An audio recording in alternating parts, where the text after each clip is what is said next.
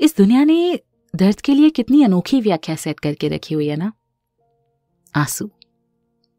आप लोगों ने भी अनुभव किया होगा कि दुनिया ने दुख को, दर्द को, तकलीफ को नापने का ये जो पैमाना बनाया है वो है कि तुम्हारे आंसू कितनी देर तक गिरे, कितनी देर तक तुम्हारी आंखें लाल रहीं।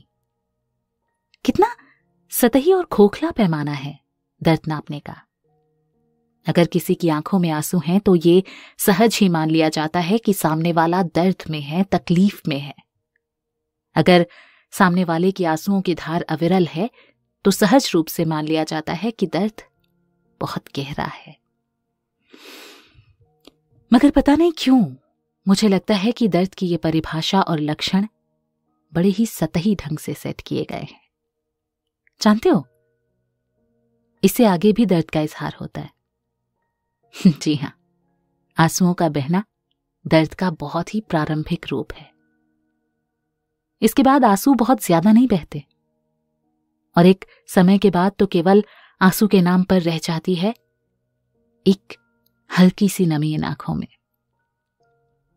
जब भी तुम आंखों से आंसू बहने लायक दर्द से गुजर रहे होगे तो बस एक हल्की सी नमी आपकी आंखों के पोर तक आकर रुक जाएगी। हां, मगर अंदर कहीं हूक उठ रही होती है। दर्द की लहरें बड़ी जोर से इस दिल पर चोट कर रही होती हैं और दिल की वो चोट ही अंदर हूक बनकर रह जाती है और वो बाहर नहीं आ पाती। दर्द समेट लेता है खुद को तुम्हारे दिल तक और तुम्हारी आंखों के पोर तक। बस दर्द अब तुम्हारी आंखों से लुढ़क कर तुम्हारे गालों तक नहीं आता। अब तुम्हारे रोने की आवाज गले से बाहर नहीं आती। अब जो हूक उठती है वो केवल दिल के अंदर तक रह जाती है। दर्द का ये पड़ाव तुम्हें सिखाता है कि दर्द का बढ़ना उसे दुनिया के सामने जाहिर करना नहीं है, उसे पीना है, उसे खुद तक समेट कर रखना है, उसे बहिर्मुखी ना बनाकर अंतर्मुखी बनाना है। इंट्रोवर्ट, फिर जब इस हद को भी पार कर जाता है दर्द तो सूख जाती है वो नमी भी। नहीं आती इन आंखों में नमी और ऐसे लोगों को अक्सर दुनिया कहती है पत्थर दिल। तुम लोग जिनको पत्थर दिल कहते हो ना, सुनो, वो बड़े नाजुक दिल होते हैं। उनका दिल तुम्हारे एक इशारे भर से भर आता है। अगर दर्द को नापने का पैमाना तुमने आंखों के भराने की जगह दिल का भराना रखा होता ना, तो समझ आता कि जिन्हें तुम पत्थर दिल कहते हो वो बड़े कोमल दिल हैं। मगर माना कि दिल का भराना नहीं देखा जा सकता, जबकि आंखों का भराना सबको दिखाई देता है।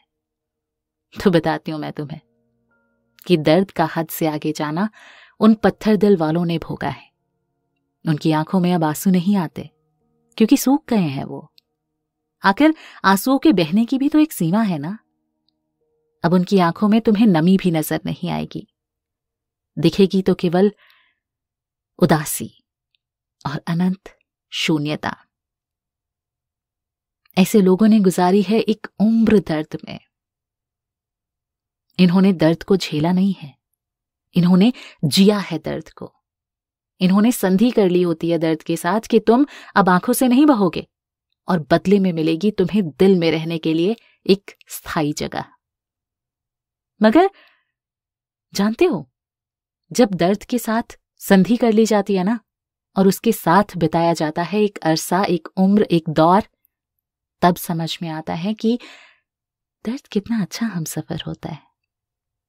जी हां, इससे अच्छे हमसफर को तुम्हें आज तक नहीं तलाश कर पाए। अब तुम्हें दर्द से मोहब्बत हो जाती है, तुम्हें खुद को जानने में अब कोई दिलचस्पी नहीं रहती, तुम्हें ईश्वर को जानने में कोई रुचि नहीं रहती। अब तुम्हें सिर्फ दर्द में रुचि रहती है।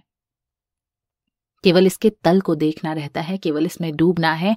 और अब ये तुम्हारा सुकून है और अब यही तुम्हारी ऊर्जा भी है। और अब ये तुम्हारे साथ तुम्हारी नसों में बहता है। अब तुम महसूस करते हो कि दरअसल अब तुम्हारे हृदय को यही स्पंदित कर रहा है और अब ये तुम्हें जिंदा दिल बना रहा है। अब ये तुम्हारी जिंदगी को नीरस नहीं होने देता। अब तो ये तुम्हें कई बार गुदगुदा भी देता है।